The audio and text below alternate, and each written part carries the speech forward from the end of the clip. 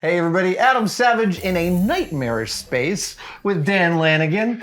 What's going on? Dan, this is, I knew that you had been collecting Nightmare Before Christmas stuff, but I did not realize to what extent. Tell me what this is.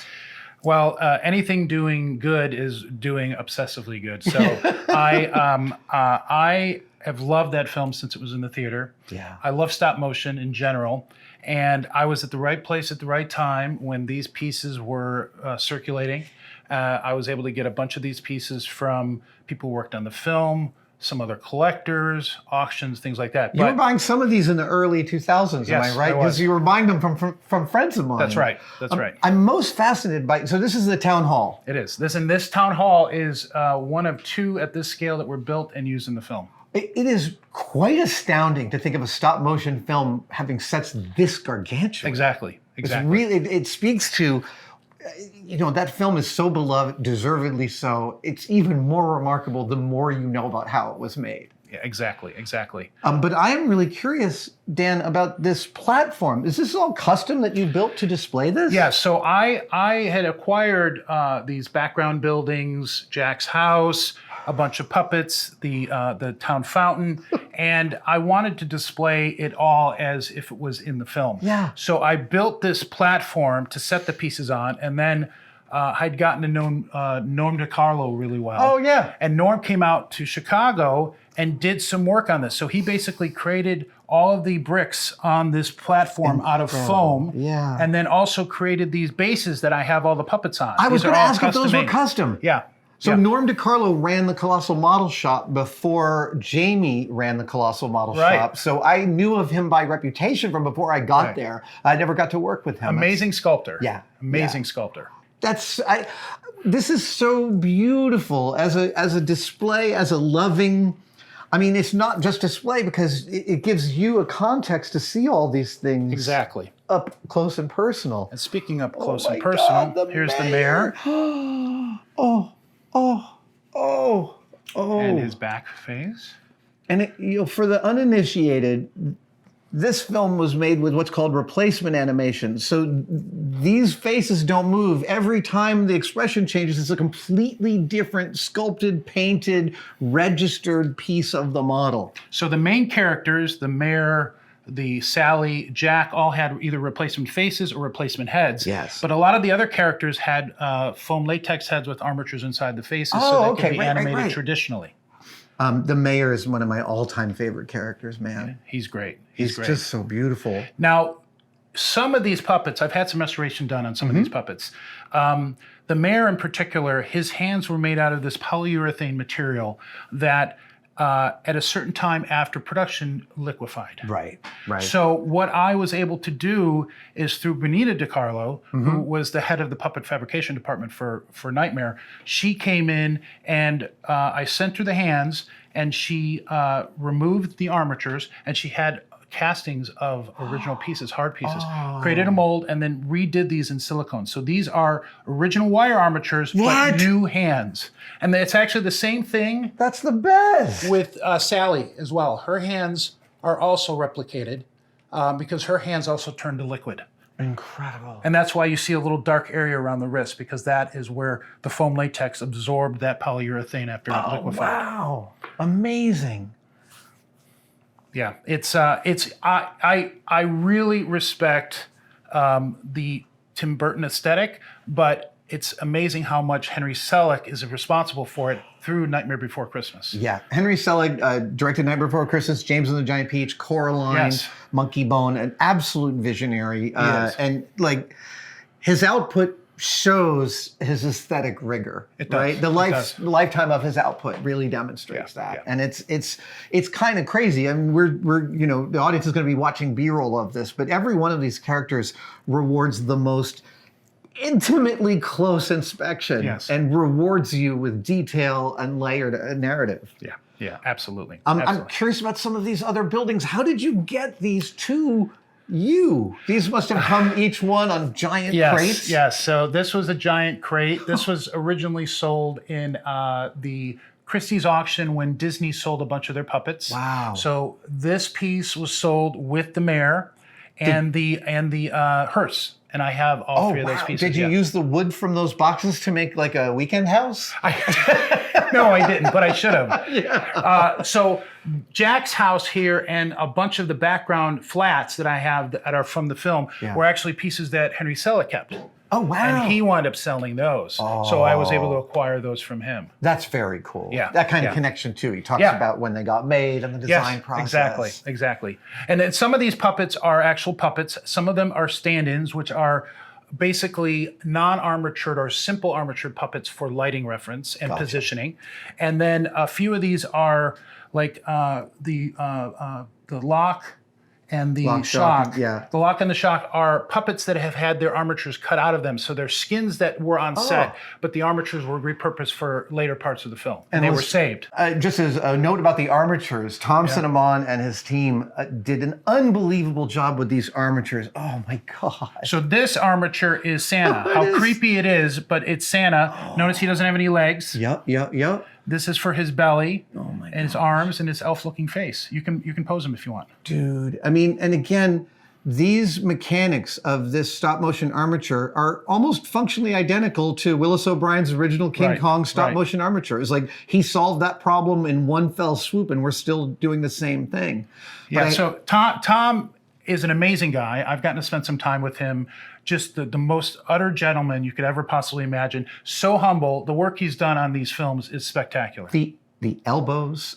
So I happen to know that Jack Ellington took him over a year to build all the armatures for them.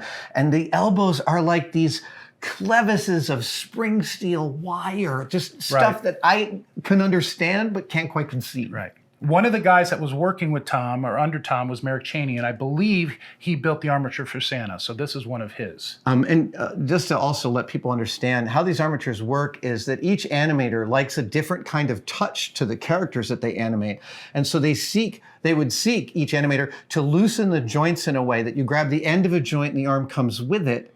But you want a certain feel to it. So each one gets tuned to the animator. So typically, the farther up the arm, the tighter it is, so that you can. Now this one is not possibly done, but you grab that, or you can do that, and do that, and not. So this, if this was properly tuned, this arm wouldn't have moved. It would have bent this way. Exactly. Right? And the micro machining of these little hand things, because they're also not only making these armatures, but they're interfacing with the casting and mold making department, the sculpting department, making sure it can all fit inside.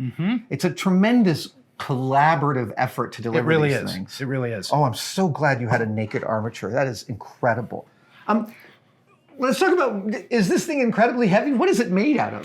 It's made out of very lightweight balsa wood, thin sheeting plywood. I'm not even sure exactly what it's called. You probably would know better, but very thin wood material, carved foam pieces, and then a lot of gesso material to give the texture, and then paint it on top of that. Acrylic, and just to layer it down and give it some texture. Exactly. So it's relatively light for what it is. Yeah. I'll bet the plywood is probably like aircraft ply. I know that Mitch Romanowski, who ran so my mentor, Mitch Romanowski, ran this shop. Building the sets. And one of the most preternaturally brilliant problem solvers I've ever met. Just a kind of, to run a shop like this, you have to be able to be solving everyone's problems at once. And I remember him telling me about animating the beer for James and the Giant Peach. Right. Literally, every frame is a different sculpt of beer in the glass. So that was replacement animation. That was replacement animation. Another replacement animation piece was the water in this fountain. So they initially were going to build this so that they actually use real water and photograph it static or with a strobe effect, right? But that's what this is the first top piece of the fountain that was built. They had multiple fountains because they had multiple sets. This one was wired to use water. And then ultimately, they sculpted the water and did replacement animation so that the water flowing in was very similar to the process that you would do to replace the heads or the faces. And when you say there were multiple sculpts, there's probably multiple sculpts of this fountain in multiple different scales. That's right. Because sometimes it's a background. That's right. Sometimes it's a foreground. Right.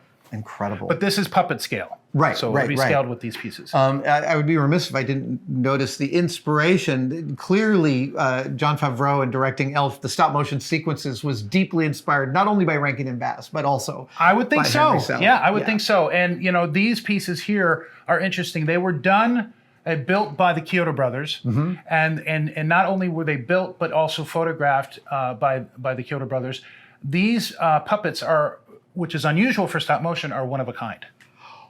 They never built more than one of each No, they only character. built one of each one. So when you see the film, unlike with Nightmare Before Christmas, where there were 8 to 10 Jacks and 6 Sallys, there was only each one of these characters, including the book, which is a stop motion piece for opening and going through the pages. Amazing. I want to tell, like, the replacement faces for Jack and Sally and the other characters were all stored in a locked room of thousands and thousands and thousands of faces, this library of the whole film. I mean, all numbered, right? All numbered, hundreds of years of people hours devoted to getting, like, every one of Sally's freckles is placed in the same spot for every skull. Right. Yeah. But nowadays, that's 3D printed. It's much easier. It's still not easy, but it's much easier. Well, it was really interesting to see Coraline and Martin Meunier's technique of bringing 3D printing to that process without diminishing the process at all, just making it easier to do this really fun. Yeah,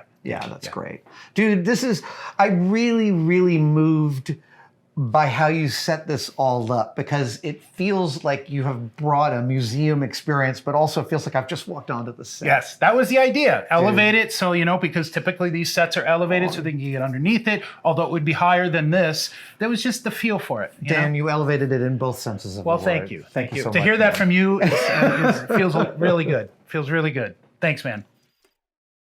Thank you guys so much for watching. One of my favorite things we make in our tested store are demerit badges. These are like scout badges, but for screwing stuff up, because screwing up is not just a part of the making process, it is intrinsic to it, and we like to celebrate that. We've got 27 so far in the Supervisors bundle that you can go buy right now by clicking on the link in the description, but we also have a booster pack of some brand new patches. This is the demerit badge for burning off your eyebrow. I am proudly sewing that to all of my clothes. This is the demerit badge for having a messy workbench, which I do not get today. My workbench is super clean. And we have new octagonal patches that are, merit badges. This is the merit badge for sweeping up your shop. Congratulations, I'm so proud of you. And this, oh my God, this is great. This is the merit badge for creating a clean space on your bench. Hey, we got to take our successes where they come and meet them there. Go to the tested-store.com or adamsavage.com to buy any of these, or click on a link in the description.